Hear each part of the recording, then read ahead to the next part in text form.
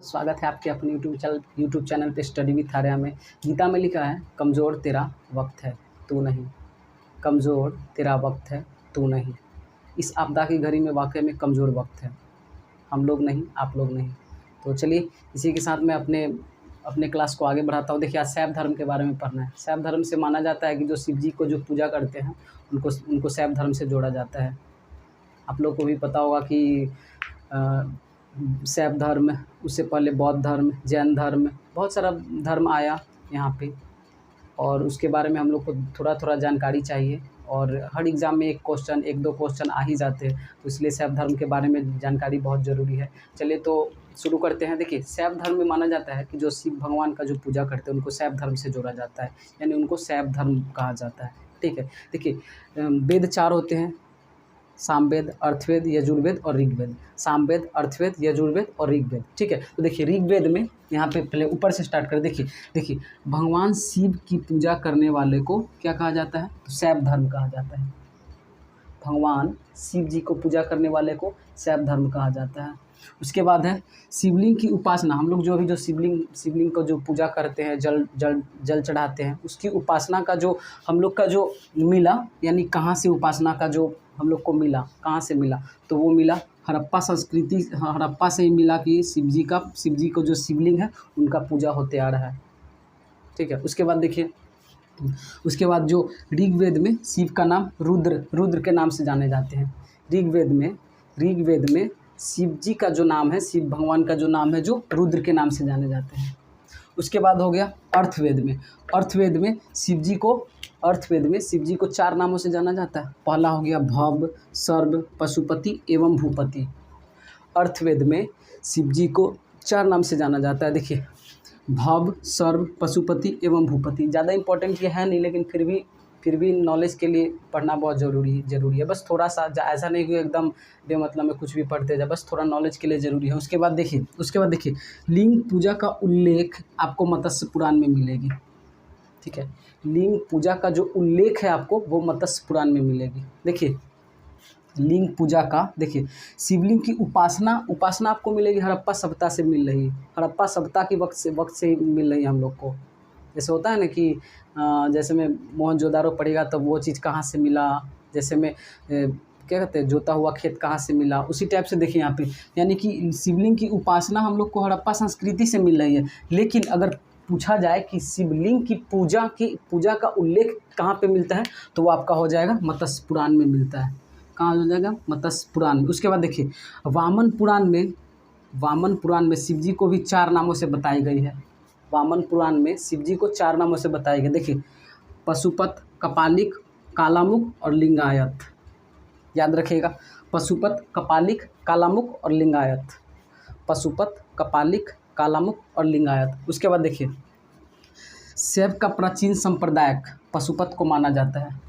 शैव का जो सांप्रदायिक, देखिए शैव का जो संप्रदायक है, जो पशुपत को माना जाता है। ठीक है। उसके बाद देखिए, संस्थापक है लकुलिस थे। संस्थापक इनका लकुलिस थे। देखिए, जिन्हें 18 में से एक माना जाता है। यानी कि जो जैसे में देखिए 24 को जो तीर्थंकर हुए थे ना, 24 में, तो 24वां कौन थे? 24वां कौन थे? कमेंट्स करके बताइएगा 24वां कौन थे। से देखिए, तो इसमें से जो 18 में से ना एक माना जाते हैं, एक, यानी कि जो लकुलिस थे ना, लकुलिस संस्थापक, जो 18 में से एक माने जाते हैं, एक। ठीक है।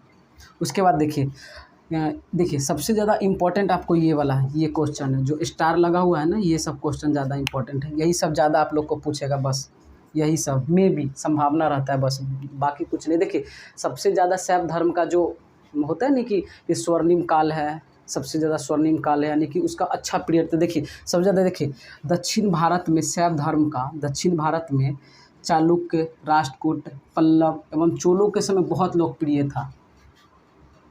यानी कि शैव धर्म सबसे ज़्यादा लोकप्रिय कब था अगर पूछ दे, तो उसमें से देखिए चालुक्य हो गए, राष्ट्रकूट हो गए, पल्लव एवं चोलों के समय बहुत लोकप्रिय था। उसके बाद देखिए, पल्लव काल में शैव धर्म का प्रचार नारायण द्वारा किया जाता था। जो पल्लव काल जो चलते थे, उसमें शैव धर्म का प्रचार किससे? नारायण द्वारा किया जाता था। उसके बाद देखिए, ये बहुत इंपॉर्टेंट क्वेश्चन बनता है, हर एग्जाम में आपको पूछ देगा कि एलोरा का प्रसिद्ध कैलाश मंदिर का निर्माण किसने करवाया था? ठीक है, तो आप लोग को भी पता है कि निर्माण राष्ट्रकूट ने करवाया था।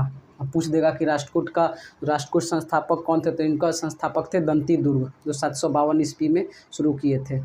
ठीक है, इसका जो संस्थापक है, अगर पूछ देखिए फिर से बता, देखिए एलोरा का प्रसिद्ध कैलाश मंदिर का निर्माण कौन करवाया था, तो राष्ट्रकूट करवाया था। ठीक है, राष्ट्रकूट करवाए थे। और पूछ दिया कि राष्ट्रकूट जो एक राष्ट्रकूट जैसे में होता नहीं है कि जैसे में शैव धर्म बन गया तो ये धर्म बन गया, तो उसके जो मेन संस्थापक देखिए, अगर इसका मेन संस्थापक पूछा जाए तो इसमें दंती दुर्ग है 752। देखिए दंती दुर्ग 752 ईस्वी में। ठीक है, ये इसका करवाए थे।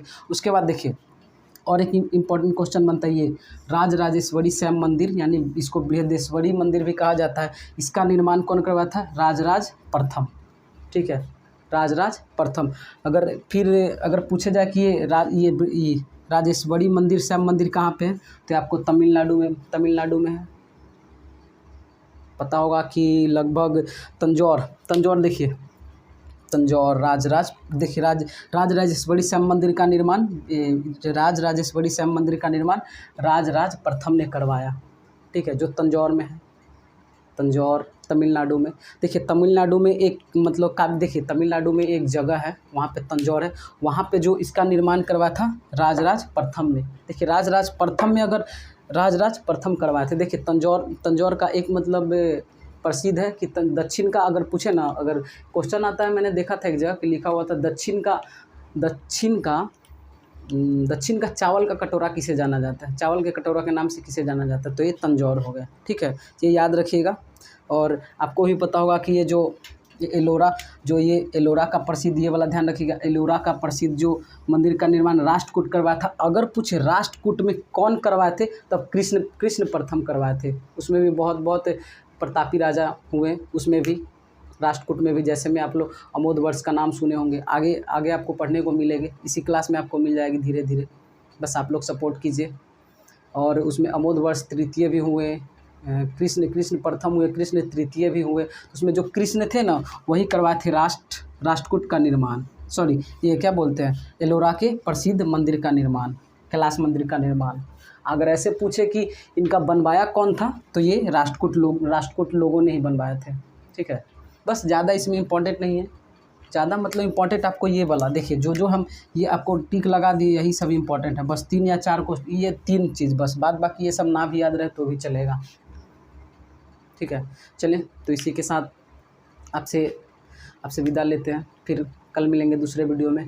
तब तक के लिए ध्यान रखिए, मस्त रहिए, और हाँ, थोड़ा सा सोशल डिस्टेंसिंग बना के रखिए।